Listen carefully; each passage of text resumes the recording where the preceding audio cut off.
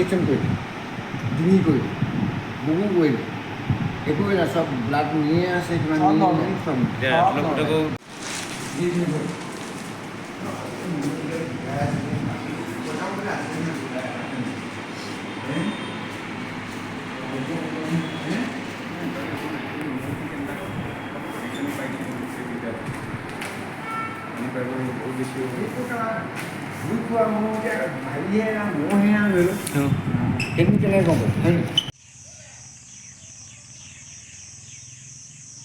মেডিকেলত গৈ দেখা পালোঁগৈ যিগৰাকী মানুহ মেডিকেলত পৰি আছে সেই মানুহগৰাকী সম্পূৰ্ণৰূপে তেওঁ একো মানে কাকো চিনি নাপায়, তাৰপিছত একো মান মাতিবও নোৱাৰে।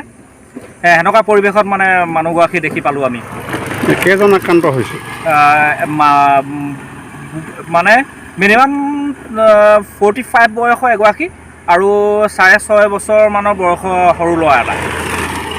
আৰু শিশু হৈছে বুলি কোৱা শুনিছোঁ, আৰু 2-3জনৰ হৈছে এনেকৈ আছে। গাঁওখনত সম্পূৰ্ণৰূপে গোটেই মানুহখিনিৰ সম্পূৰ্ণ জ্বৰ কাহ চবৰে চলি আছে।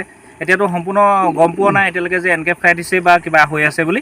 কিন্তু এই মানুহগৰাকী যিগৰাকী যে এতিয়া একো মানুহ চিনি নাপায়, সেই মানুহগৰাকী সম্পূৰ্ণৰূপে মানে এনকেফেলাইটিছ বুলি ৰিপৰ্টৰ মতে সম্পূৰ্ণ ওলাইছে। এতিয়া স্বাস্থ্য বিভাগে কিবা ব্যৱস্থা লৈছেনে? একো ব্যৱস্থা নাই।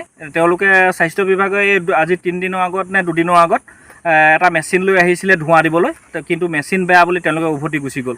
তাৰপিছত আঁঠুৱা ধুবলৈ আঁঠুৱা 2খনমান গাঁৱে গাঁৱে গৈ পিনি আঁঠুৱা ধুৱাইছিলে, কিন্তু সেইটো আঁঠুৱাত মানে একো হেৰি নহ'ব বুলি মই মনত ভাবিছোঁ। মানে এতিয়া এইটো মানে একেটা পৰিয়ালতে হৈছে নেকি?